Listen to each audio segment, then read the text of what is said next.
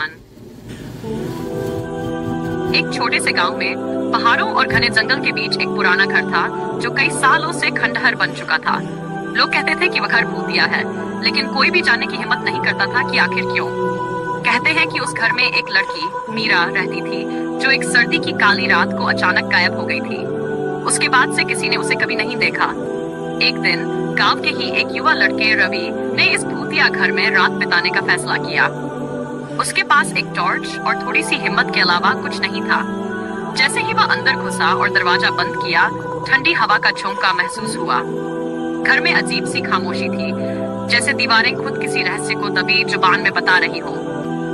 लेकिन रवि ने इसे सिर्फ मन का वहम समझकर नजरअंदाज कर दिया।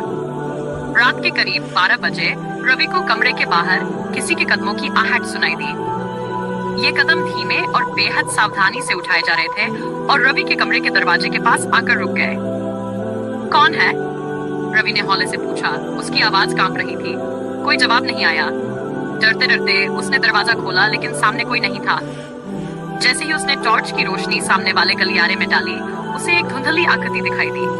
एक लड़की सफेद कपड़ों में, जिसका चेहरा पीला और आंखें खाली थी। वह रवि की ओर देख रही थी, जैसे उसे कुछ बताना चाह रही हो। उसने इशारे से रवि को अपने पीछे आने के लिए कहा। रवि का मन भागने को कह रहा था, पर उसके कदम मानो खुद ब खुद उस लड़की की ओर बढ़ते गए। वह उसे एक दरवाजे तक ले गई, जिसे रवि ने पहले कभी नहीं देखा था। लड़की उस दरवाजे के पास रुक गई और धीरे से नीचे की ओर इशारा किया। वहां धूल में ढका एक छोटा सा फर्श का दरवाजा था। रवि ने उसे उठाया और अंदर एक पुरानी डायरी पाई। उस डायरी में मीरा की दर्द भरी कहानी थी। उसे किसी ने धोखे से उस घर में बुलाया था और फिर उसे वहां बंद कर दिया गया था, जहां उसकी जान चली गई थी। रवि का दिल भर आया, यह समझकर कि वह आत्मा यहाँ इसलिए लौट कर आई थी ताकि उसकी कहानी सुनी जा सके और उसे शांति मिले। जैसे ही उसने डायरी का आखिरी पन्ना पढ़ा, उसे महसूस हुआ कि मीरा की आत्मा धीरे धीरे गायब हो रही है।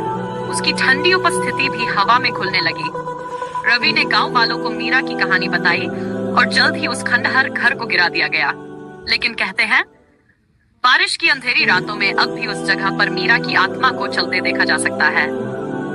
वह अब आजाद तो है, पर उस जगह को हमेशा के लिए भटकने के लिए छोड़ गई है, जहां उसने आखिरी सांस ली थी।